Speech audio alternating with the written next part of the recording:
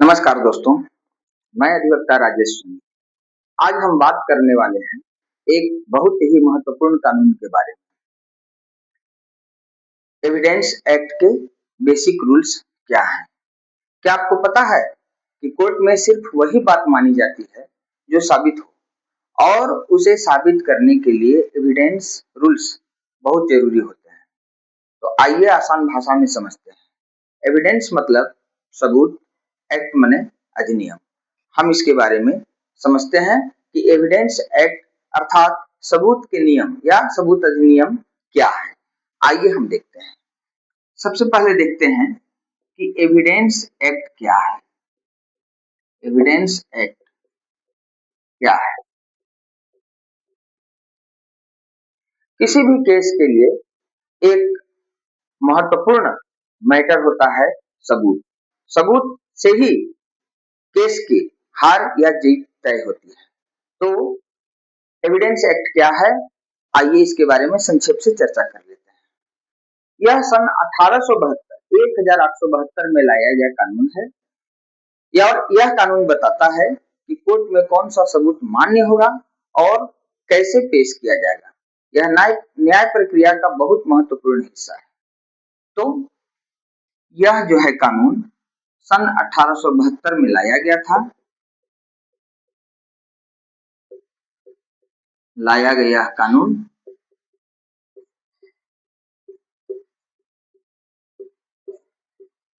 बताता है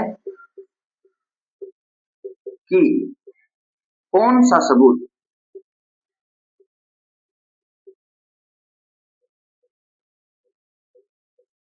कोर्ट में पेश किया जाएगा और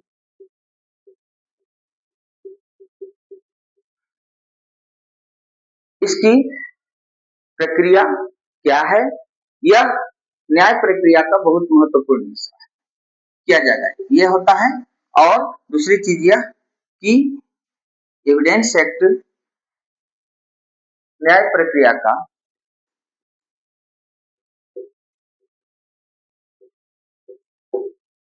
महत्वपूर्ण हिस्सा होता है। महत्वपूर्ण हिस्सा होता है।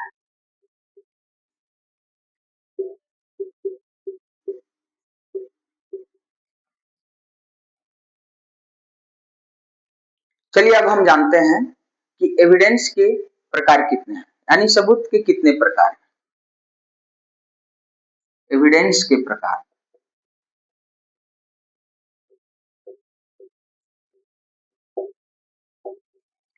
यदि आप में से किसी के ऊपर केस हुआ हो या फिर आपने किसी के ऊपर केस किया हो, तो ये जान लीजिए कि आपको इन बातों की जानकारी रखना अति आवश्यक है। एविडेंस के प्रकार 3 प्रकार के होते हैं। सबसे पहला है ओरल एविडेंस मतलब मौखिक। दूसरा है डॉक्यूमेंट्री एविडेंस मतलब दस्तावेजी। और तीसरा है इलेक्ट्रॉनिक एविडेंस मतलब डिजिटल साक्ष्य।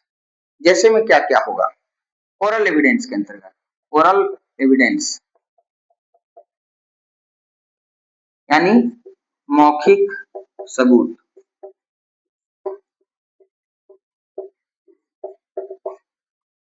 मौखिक सबूत में क्या आएगा? गवाह का बयान।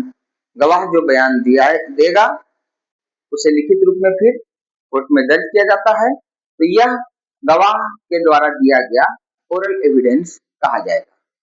गवाह का बयान, गवाह का बयान, ओरल एविडेंस। फिर दूसरा हो गया डॉक्यूमेंट्री एविडेंस। डॉक्यूमेंट्री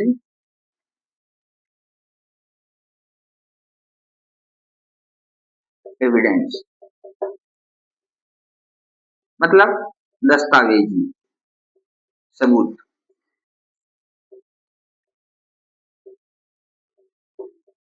इसके अंतर्गत क्या क्या आएगा? इसके अंतर्गत आएगा कागजात, रिपोर्ट, एग्रीमेंट का पेपर आदि।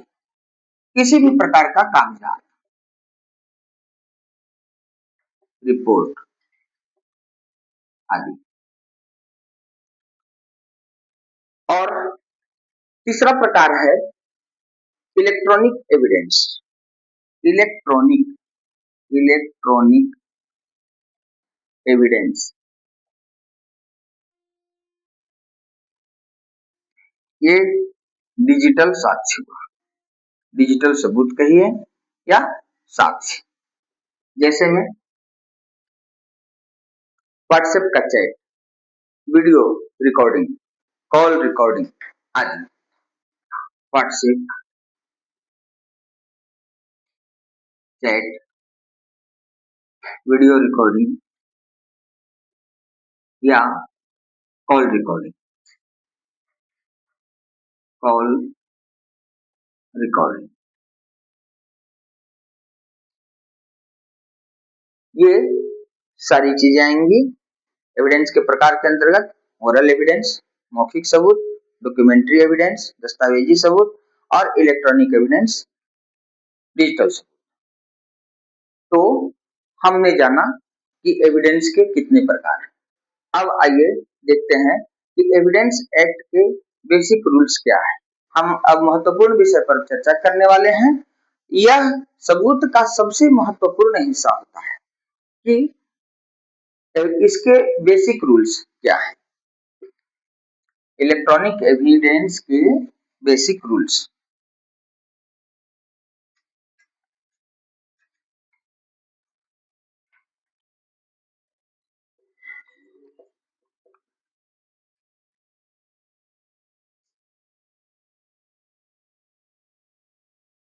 एविडेंस एक्ट के बेसिक रूल्स।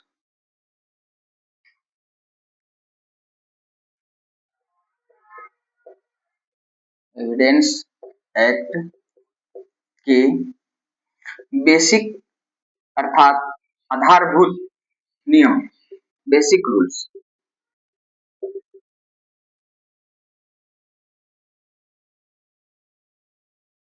हम इसमें एक एक करके चर्चा करेंगे।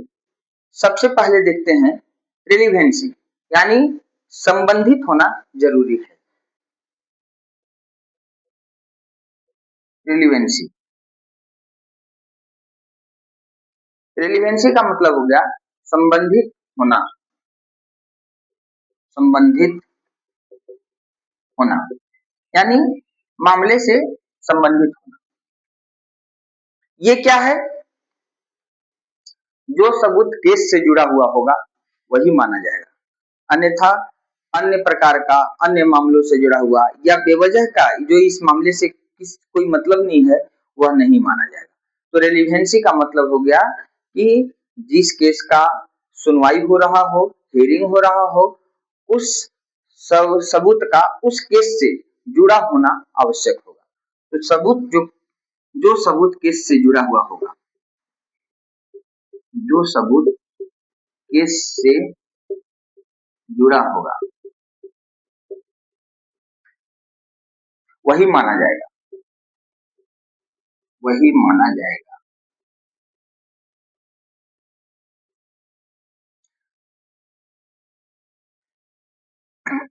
पार्ट 3 का अब हम दूसरा भाग देखते हैं कि एडमिसिबिलिटी मतलब स्वीकार्य होना। दूसरा हो गया एडमिसिबिलिटी,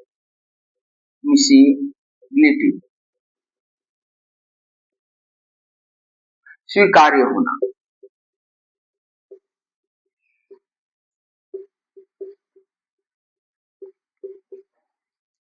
केस से संबंधित अनर्गल सबूतों को नहीं माना जाएगा। वह सबूत कोर्ट में स्वीकार नहीं होता अगर उसे कानून के अनुसार नहीं है। मतलब हर सबूत कोर्ट में स्वीकार नहीं किया जा सकता। हाँ, वही सबूत कोर्ट में स्वीकार किया जा सकता है जो कि कानून के अनुसार हो। तो हर सबूत कोर्ट में स्वीकार नहीं होगा। जो सबूत कानून के अनुसार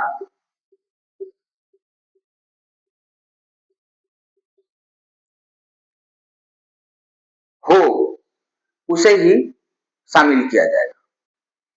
तो जो सबूत कानून के अनुसार बेवजह के सबूत को स्वीकार्य नहीं माना जा सकता। तीसरा है बर्डन ऑफ प्रूफ, सबसे बड़ी बात, बर्डन ऑफ प्रूफ, इसके बारे में समझिए। बर्डन ऑफ प्रूफ,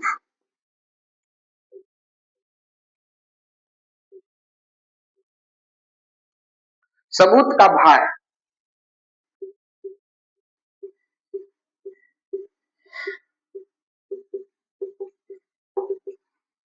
बहुत मामलों में देखा जाता है कि जो व्यक्ति केस लड़ता है तो वह कहीं के भी सबूत को जोड़ करके कड़ी और कहता है कि इससे हमारी जीत हो सकती है।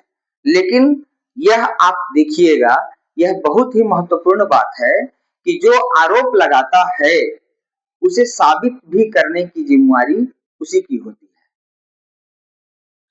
मतलब ऐसा नहीं है कि हम कुछ भी कह दिए और उसे साबित ही नहीं कर पाए, तो वह फिर केस को जीत नहीं सकता है, उसे ही साबित करना होता है।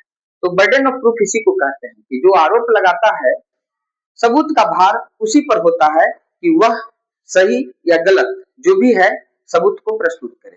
तो जो आरोप लगाता है उसे साबित करना होता है, जो आरोप लगाता है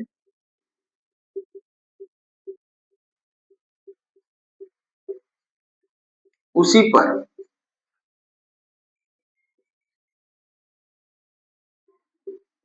सबूत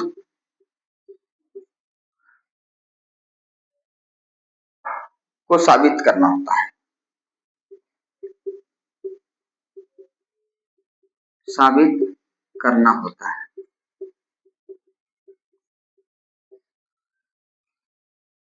चौथी बात, अभी हम देख रहे हैं एविडेंस एक्ट के बेसिक रूल्स। चौथा रूल्स क्या है? Best evidence rule. Best evidence rule, सबसे अच्छा और असली सबूत ही कोर्ट में माना जाता है। हमारे पास 4 सबूत हैं, 4 सबूत या 10 सबूत हैं या 20 सबूत हैं, हम 20 सबूत को इकट्ठा एक बार में प्रस्तुत नहीं कर सकते हैं। उसमें जो सबसे उपयुक्त सबूत हो उसे ही कोर्ट में माना जाता है। तो best evidence rule, best evidence rule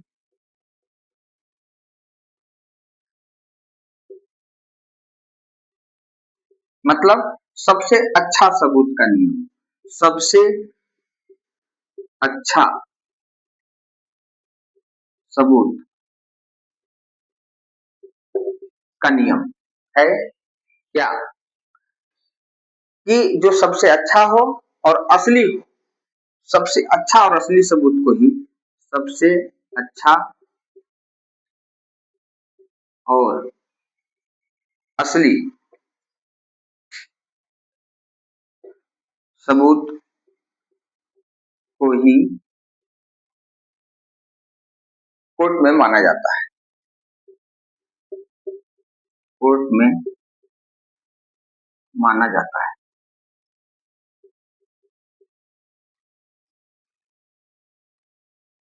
चौथा रूल हुआ। पांचवा हुआ हियर से एविडेंस, सुनी सुनाई बात आमतौर पर कोर्ट में स्वीकार नहीं होती। पांचवा हो गया हियर से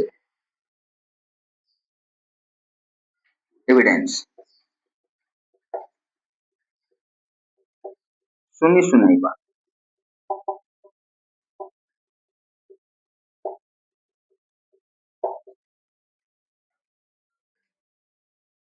यह आमतौर पर कोर्ट में स्वीकार नहीं होती, यह आमतौर पर कोर्ट में स्वीकार नहीं होती।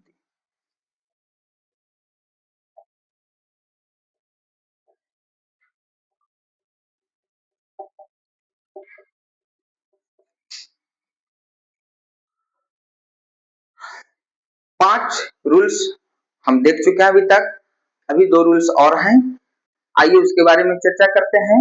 छठा रूल है क्रॉस एग्जामिनेशन। छठा है क्रॉस एग्जामिनेशन अर्थात प्रति परीक्षण, क्रॉस एग्जामिनेशन,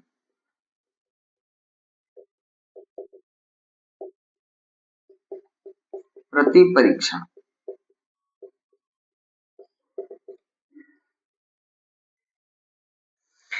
गवाह से सवाल जवाब कर उसकी सच्चाई जांची जाती है। इस प्रक्रिया को ही क्रॉस एग्जामिनेशन कहते हैं। एक बार पक्ष का वकील और एक बार विपक्ष का वकील उस गवाह से सवाल पूछते हैं, तो जो बचाव पक्ष जो सवाल पूछता है उसे ही हम क्रॉस एग्जामिनेशन कहते हैं। तो आइए देखते हैं क्रॉस एग्जामिनेशन क्या होता है। गवाह से सवाल जवाब कर उसकी सच्चाई जांची जाती है। गवाह से सवाल जवाब कर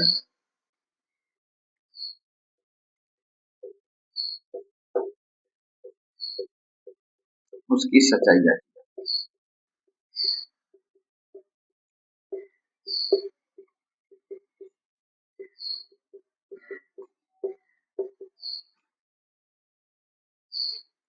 और सबसे अंतिम रूल है 7वां, प्रिजम्पशन, मतलब अनुमान।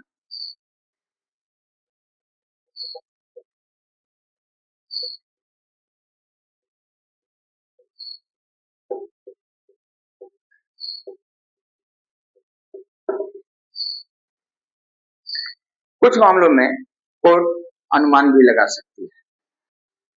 कोई ऐसा सबूत प्रस्तुत नहीं होने पर कोर्ट अपने विवेकाधिकार का प्रयोग करके अनुमान लगाती है कि ऐसा हुआ होगा।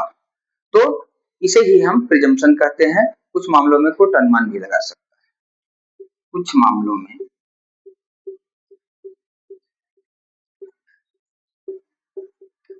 कोर्ट अनुमान लगा सकता है। यही हुए एविडेंस एक्ट के बेसिक रूल्स। और आज का टॉपिक भी यही था कि एविडेंस एक्ट के बेसिक रूल्स क्या है। अब आइए देखते हैं कि इलेक्ट्रॉनिक एविडेंस, एक एविडेंस आपने देखा था। पहला एविडेंस था ओरल एविडेंस, दूसरा एविडेंस था डॉक्यूमेंट्री एविडेंस और तीसरा एविडेंस था इलेक्ट्रॉनिक एविडेंस। इलेक्ट्रॉनिक एविडेंस एक प्रकार का नया एविडेंस है। तो हम इसके बारे में जानते हैं कि इसका महत्व क्या है। आज के समय में डिजिटल सबूत बहुत महत्वपूर्ण हो गए हैं। पहले सीसीटीवी कैमरा नहीं हुआ करते थे, मोबाइल नहीं हुआ करता था, कोई सोशल मीडिया का जमाना नहीं था।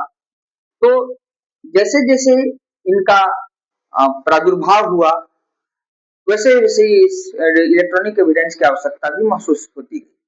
तो इसका महत्व क्या है, आइए देखते हैं।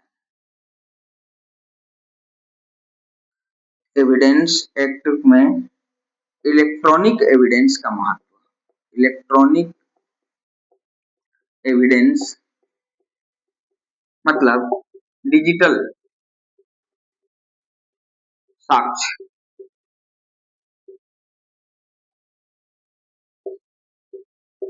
का महत्व।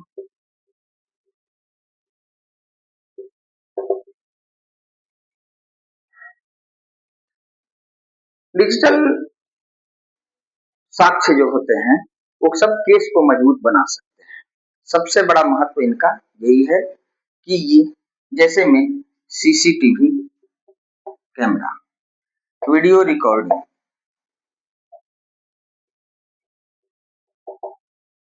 कॉल रिकॉर्डिंग,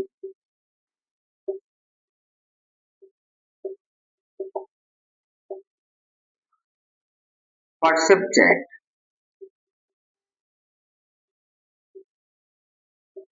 या किसी भी प्रकार का सोशल मीडिया पर प्रसारित कंटेंट, ये सब क्या होता है, केस को मजबूत बना सकते। ये सभी केस को मजबूत बना सकते हैं। अर्थात इनका भी बहुत बड़ा महत्व है इलेक्ट्रॉनिक एविडेंस का। अब सबसे अंत में देखते हैं कि ध्यान रखने वाली क्या क्या बातें।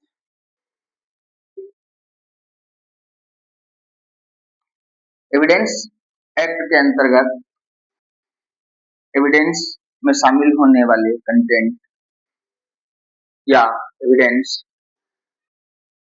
के अंतर्गत हमको क्या क्या ध्यान रखना होता है। सबसे पहले जानें कि फर्जी सबूत देना अपराध है। ध्यान रखने वाली बात,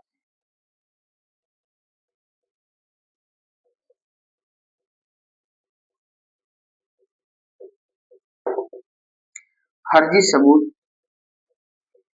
प्रस्तुत करना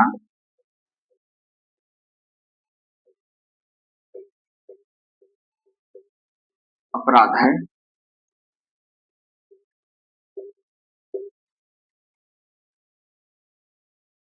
सही और प्रमाणित सबूत ही पेश करें।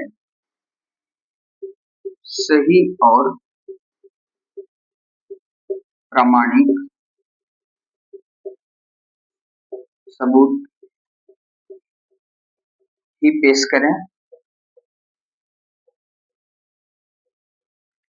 और सबसे महत्वपूर्ण बात कि कानून के नियमों का पालन जरूरी है। कानून के नियमों का पालन